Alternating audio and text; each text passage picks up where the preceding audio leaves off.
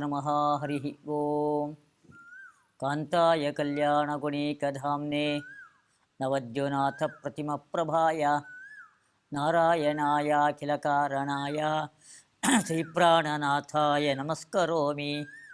ತಪಸ್ವಾಧ್ಯಾಯ ಶುಶ್ರೂಷಾ ಕೃಷ್ಣಪೂಜಾರತಂ ಮುನಿಂ ವಿಶ್ವೇಶಮಿಷ್ಟದಂ ವಂದೇ ಪರಿವ್ರಾಟ್ ಚಕ್ರವರ್ತಿನಂ. ಮಧ್ವಾಚಾರ್ಯರ ಮಹಿಮೆಗಳನ್ನು ಕಣ್ಣಾರೆ ಕಂಡಿರ್ತಕ್ಕಂತಹ ಅವರ ಶಿಷ್ಯ ಸಾಕ್ಷಾತ್ತಾಗಿ ಅದನ್ನು ನೋಡಿದ್ದಾನೆ. ಆ ಲೀಲೆಗಳನ್ನು, ಮಹಿಮೆಗಳನ್ನು ಅವರ ಶಿಷ್ಯ ಅದನ್ನು ವರ್ಣನೆ ಮಾಡ್ತಾ ಬಂದಿದ್ದಾನೆ. ಆಚಾರ್ಯರ ಅವರ ಬ್ರಹ್ಮವರ್ಚಸ್ಸು, ಮುಖದಲ್ಲಿರ್ತಕ್ಕಂತಹ ತೇಜಸ್ಸು, ಕಾಂತಿ ಅದು ಹೇಗಿತ್ತು, ಎಲ್ಲರ ಮನಸ್ಸನ್ನು ಕೂಡ ಆಕರ್ಷಿಸ್ತಕ್ಕಂಥದ್ದದು, ಮನಸ್ಸನ್ನು ಪರಿವರ್ತನೆ ಮಾಡ್ತಕ್ಕಂಥದ್ದದು. ಅಂಥ ಒಂದು ತೇಜಸ್ಸು ಅವರ ಮುಖದಲ್ಲಿತ್ತು. ಕೆಟ್ಟ ಮನೋಭಾವವನ್ನು ಹೊಂದಿರತಕ್ಕಂತಹ ಕೆಲವು ಮಂದಿ ಆಚಾರ್ಯರ ಮೇಲೆ ಆಕ್ರಮಣವನ್ನು ಮಾಡಬೇಕು ಅಂತ ಬಂದಾಗ ಅವರ ಮನಸ್ಸು ಬದಲಾವಣೆಯಾಗಿ ಅವರೆಲ್ಲ ಭಕ್ತಿಯಿಂದ ಆಚಾರ್ಯರಿಗೆ ನಮಸ್ಕರಿಸಿ ಆಚಾರ್ಯರ ಶಿಷ್ಯತ್ವವನ್ನು ಅವರೆಲ್ಲ ವಹಿಸಿದರು. ಹೀಗೆ ಆಚಾರ್ಯರು ಪ್ರತಿಯೊಬ್ಬರನ್ನು ಕೂಡ ಅವರವರ ಯೋಗ್ಯತೆಗೆ ಅನುಗುಣವಾಗಿ ಅವರಿಗೆ ಕಾಣಿಸೋದು ಈ ದೇಹ ಅಲ್ಲ, ದೇಹದ ಮೇಲಿನ ಚರ್ಮ ಬಣ್ಣ ಅವರಿಗೆ ಕಾಣಿಸೋದಲ್ಲ, ಆ ಒಳಗಡೆಗಿರ್ತಕ್ಕಂತಹ ಜೀವಸ್ವರೂಪ, ಆ ಜೀವಸ್ವರೂಪದಲ್ಲಿರ್ತಕ್ಕಂತಹ ಯೋಗ್ಯತೆ ಅದೇನು ಅಂತ ಆಚಾರ್ಯರಿಗೆ ಕಾಣಿಸುತ್ತೆ. ಇಂತಹ ಅದ್ಭುತ ದೃಷ್ಟಿ ಆಚಾರ್ಯರದ್ದು. ಆ ಜೀವನ ಕರ್ಮ ಯೋಗ್ಯತೆಗೆ ಅನುಗುಣವಾಗಿ ಅವನನ್ನು ಪರಿವರ್ತನೆ ಮಾಡ್ತಕ್ಕಂತಹ ಒಂದು ಅದ್ಭುತ ಕೌಶಲ ಆಚಾರ್ಯರಲ್ಲಿತ್ತು. ಮುಂದೆ ಸಂಚಾರವನ್ನು ಮಾಡ್ತಾ ಧರ್ಮಸ್ಥಳದ ಹತ್ತಿರದಲ್ಲೇ ಇರತಕ್ಕಂತಹ, ಇವತ್ತದನ್ನು ಕೊಕ್ಕಡ ಅಂತ ಕರೀತಾರೆ, ಒಂದು ಶ್ರೇಷ್ಠವಾದ ಉತ್ತಮವಾದ ಕ್ಷೇತ್ರ. ಆ ಕ್ಷೇತ್ರಕ್ಕೆ ಅಲ್ಲಿಗೆ ಬಂದಿದ್ದಾರೆ. ಕ್ಷೇತ್ರಾಗ್ರ್ಯಂ ತ್ರಿಭುವನ ವೈದ್ಯನಾಥನಾಥಂ ಪ್ರಸ್ಥಾಯ ಪ್ರಚುರತರಾಂತರ ಪ್ರಭಾವಿ ಶ್ರೀಕೃಷ್ಣಾಮೃತ ಪರಮಾರ್ಣವಾಭಿಧಾನಂ ಚಕ್ರೇ ಸದ್ವಚನ ತತಿಂ ಸ್ವಭಕ್ತಭೂತ್ಯೈ. ಮಧ್ವಾಚಾರ್ಯರು ಕೊಕ್ಕಡ ಕ್ಷೇತ್ರ, ಯಾಕೆ ಕ್ಷೇತ್ರ? ಭಗವಂತನ ವಿಶೇಷವಾದ ಸನ್ನಿಧಾನ, ಅದು ಎಲ್ಲೂ ಇಲ್ಲದೇ ಇರತಕ್ಕಂಥ ತುಂಬ ಅಪರೂಪದ ಭಗವಂತನ ರೂಪ, ಧನ್ವಂತರಿ ರೂಪ. ಅಲ್ಲಿ ಧನ್ವಂತರಿ ದೇವಸ್ಥಾನ ಇದೆ. ವೈದ್ಯನಾಥೇಶ್ವರ ಅಂತ ಕರೀತಾರೆ. ಪಂಡಿತಾಚಾರ್ಯ ಹೇಳ್ತಾರೆ, ತ್ರಿಭುವನ ವೈದ್ಯನಾಥನಾಥಂ ಎಂಬುದಾಗಿ. ಮೂರು ಲೋಕದ ವೈದ್ಯರಿಗೂ ಕೂಡ ವೈದ್ಯ, ವೈದ್ಯರಿಗೆಲ್ಲ ನಾಥ, ಸ್ವಾಮಿಯಾಗಿರ್ತಕ್ಕಂಥವನು. ಅಂಥವನು ಧನ್ವಂತರಿ ರೂಪಿಯಾದ ಪರಮಾತ್ಮ.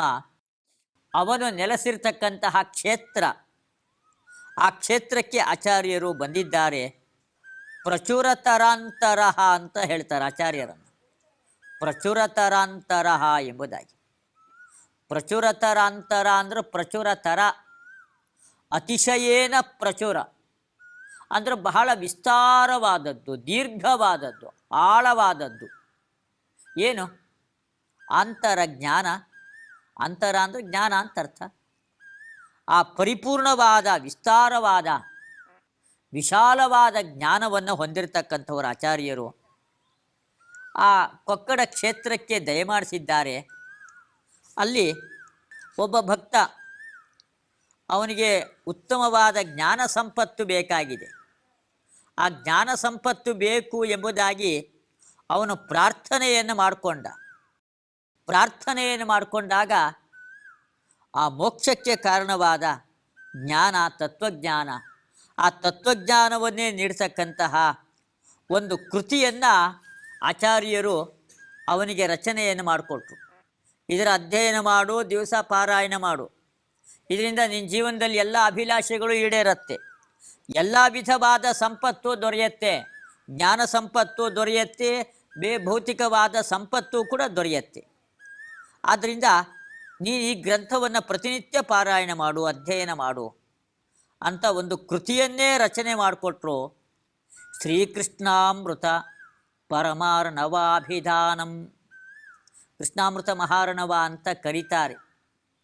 ಕೃಷ್ಣನೆಂಬತಕ್ಕಂತಹ ಅಮೃತದ ಸಮುದ್ರ ಅವನು. ಅರ್ಣವ, ಅರ್ಣವ ಅಂದರೆ ಸಮುದ್ರ, ಪರಮಾರ್ಣವ ಅಂತೆ. ಅತ್ಯಂತ ಉತ್ತಮವಾದ ಸಮುದ್ರ, ಅಮೃತದ ಸಮುದ್ರ ಅದು, ಉಪ್ಪು ನೀರಿನ ಸಮುದ್ರ ಅಲ್ಲ ಅದು. ಕೃಷ್ಣಾಮೃತ ಮಹಾರ್ಣವದಲ್ಲಿ ಆಚಾರ್ಯರು ಅವರು ಅನೇಕ ಪುರಾಣಗಳು, ಸ್ಮೃತಿ ಗ್ರಂಥಗಳ ವಾಕ್ಯವನ್ನು ಸಂಗ್ರಹ ಮಾಡಿದರು. ಸಂಗ್ರಹ ಮಾಡಿ ಆ ಕೃತಿ ವೈಷ್ಣವ ದೀಕ್ಷೆಗೆ ಅತ್ಯಂತ ಉತ್ತಮವಾಗಿರ್ತಕ್ಕಂತಹ ಕೃತಿ ಅದು.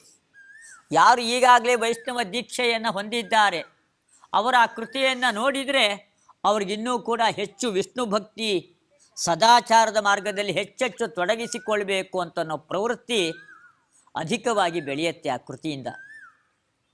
ಯಾರು ವೈಷ್ಣವ ಶ್ರದ್ಧೆಯನ್ನೇ ಹೊಂದಿಲ್ಲ ಅವರು ಓದಿದರೆ ಆ ವೈಷ್ಣವ ಶ್ರದ್ಧೆ ಆ ಮಾರ್ಗದಲ್ಲಿ ಸಾಗಬೇಕು ಎಂಬುದಾಗಿ ಪ್ರವೃತ್ತಿ ಅದನ್ನು ಉಂಟು ಮಾಡ್ತಕ್ಕಂತಹ ಕೃತಿಯದು ಕೃಷ್ಣಾಮೃತ ಮಹಾರ್ಣವ. ಅನೇಕ ಪುರಾಣಗಳು, ಸ್ಮೃತಿ ಗ್ರಂಥಗಳ ವಾಕ್ಯಗಳನ್ನು ಕ್ರೋಢೀಕರಿಸಿ ಅರ್ಚನೆ, ಭಗವಂತನ ಪೂಜೆ, ಏಕಾದಶಿ ಉಪವಾಸ, ವೈಷ್ಣವ ಮಾರ್ಗ, ವಿಷ್ಣು ಮಾರ್ಗದಲ್ಲಿ ಹೇಗೆ ಸಾಗಬೇಕು, ವಿಷ್ಣು ಮಾರ್ಗ ಅಂದರೆ ಏನದು, ಅದನ್ನೆಲ್ಲವನ್ನೂ ಕೂಡ ಪ್ರಮಾಣಬದ್ಧವಾಗಿ ತಿಳಿಸಿಕೊಡ್ತಕ್ಕಂತಹ ಒಂದು ಅಪೂರ್ವವಾದ ಕೃತಿಯದು. ಅದನ್ನು ರಚನೆ ಮಾಡಿ ಆಚಾರ್ಯರು ಕೊಟ್ಟಿದ್ದಾರೆ. ಸಗ್ರಾಮಂ ಪರಮಭಿಯಾತ ಉಚ್ಚಭೂತಿಂ ವಿದ್ವಾಂಸಃ ಕ್ವಕುರಃ ಕೂಪ ದರ್ದುರಾಭಾಃ ಇತ್ಯೂಚೆ ಮದಮತಿಮಾನಿನೋ ಕಿಲಜ್ಞಂ ಮನ್ಯಸ್ಯ ಕ್ಷಪಯಿತುಮೇವ ತಜ್ಜನಸ್ಯ. ಅಲ್ಲಿಂದ ಮುಂದೆ ಸಂಚಾರವನ್ನು ಮಾಡಿಕೊಂಡ ಆಚಾರ್ಯರು ಇವತ್ತು ಉಜಿರೆ ಅಂತ ಕರೀತಾರೆ, ಉಚ್ಚಭೂತಿ ಅಂತ ಹೇಳ್ತಾರೆ. ಉಚ್ಚಭೂತಿಂ ಗ್ರಾಮಂ ಅಭಿಯಾತಃ, ಉಜಿರೆ ಉಜಿರೆ ಅಂತ ಕರೀತಾರೆ. ಆ ಗ್ರಾಮಕ್ಕೆ ಅಲ್ಲಿಗೆ ಹೋಗಿದ್ದಾರೆ ಆಚಾರ್ಯರು. ಅಲ್ಲಿ ಅನೇಕ ಮಂದಿ ವಿದ್ವಾಂಸರುಗಳು ವಾಸ ಮಾಡ್ತಾರೆ. ಆದರೆ ಯಾರೂ ಕೂಡ ಆಚಾರ್ಯರ ದರ್ಶನಕ್ಕೆ ಬರಲಿಲ್ಲಂತೆ. ಆಚಾರ್ಯರು ಯಾವ ಊರಿಗೆ ಹೋದರೂ ಅಲ್ಲಿ ವಿದ್ವಾಂಸರುಗಳನ್ನು ಕರೆಸಿ ಶಾಸ್ತ್ರ ವಿಚಾರಗಳನ್ನು ಮಾಡೋ ಕ್ರಮ, ಶಾಸ್ತ್ರ ಚರ್ಚೆಯನ್ನು ಮಾಡ್ತಕ್ಕಂತಹ ಪದ್ಧತಿ ಆಚಾರ್ಯರ ಪದ್ಧತಿ ಅದು. ಆ ಊರಿಗೆ ಹೋದಾಗ ಅಲ್ಲಿ ಯಾವ ವಿದ್ವಾಂಸರುಗಳು ಕೂಡ ಬರಲಿಲ್ಲ. ಗೊತ್ತಾಯಿತು ತುಂಬ ಜನ ವಿದ್ವಾಂಸರುಗಳಿದ್ದಾರೆ, ಬರ್ತಾ ಇಲ್ಲ ಎಂಬುದಾಗಿ. ಆಚಾರ್ಯರು ಕೇಳಿದರು, ಯಾಕೆ ಬರ್ತಾ ಇಲ್ಲ ಎಂಬುದಾಗಿ. ನನ್ನ ಜೊತೆಗೆ ವಾದಕ್ಕೆ ಬರಬಹುದಲ್ಲ. ಆದರೆ ಆ ವಿದ್ವಾಂಸರುಗಳ ಪ್ರವೃತ್ತಿ ತುಂಬ ಸಂಕುಚಿತವಾದದ್ದು. ಅವರಿಗೆ ವಿಶಾಲವಾದ ಜಗತ್ತಿನ ಪರಿಚಯ ಅವರಿಗೆ ಕಡಿಮೆ. ಬುಕ್ಕಿಶ್ ನಾಲೆಡ್ಜ್ ಅಂತ ಕರೀತಾರೆ ನೋಡ್ರಿ. ಕೇವಲ ಪುಸ್ತಕದಲ್ಲಿರೋದನ್ನು ಓದೋದು, ತಿಳಿದುಕೊಳ್ಳೋದು ಅವ್ರಿಗಷ್ಟೇ ಪ್ರವೃತ್ತಿ. ಹೊರಗಿನ ಜಗತ್ತನ್ನು ನೋಡದ ಮಂದಿ. ಕುಹರ ಕೂಪ ದರ್ದುರಾಭಾಹ ಅಂತ ಹೇಳ್ತಾರೆ. ಕಪ್ಪೆ ಬಾವಿಯ ಒಳಗಡೆಗೆ ವಾಸ ಮಾಡ್ತಾ ಇರುತ್ತೆ. ಆ ಬಾವಿಗೆ ದಿವಸ 10 ಪ್ರದಕ್ಷಿಣೆ ಸುತ್ತ ಬರ್ತಾ ಇರುತ್ತೆ ಬಾವಿ ಒಳಗೇನೆ. ಬಾವಿಯನ್ನು ಬಿಟ್ಟು ಹೊರಗಡೆಗೆ ಒಂದು ಜಗತ್ತಿದೆ ಅಂತ ಅದಕ್ಕೆ ಗೊತ್ತೇ ಇಲ್ಲ ಆ ಕಪ್ಪೆಗೆ. ಹಾಗೆ ಕೂಪಮಂಡೂಕ ಅಂತ ಹೇಳ್ತಾರೆ ಬಾವಿಯ ಒಳಗಿರ್ತಕ್ಕಂಥ ಕಪ್ಪೆ ಎಂಬುದಾಗಿ. ಹಾಗೆ ವಿದ್ವಾಂಸರುಗಳಿಗೆ ಆ ಊರಿನ ಮಂದಿ ಅವರಿಗೆ ಹೆಚ್ಚಿನ ಹೊರಗಿನ ಬಾಹ್ಯವಾದ ಜ್ಞಾನ ಅವರಿಗೆ ಇರಲಿಲ್ಲ.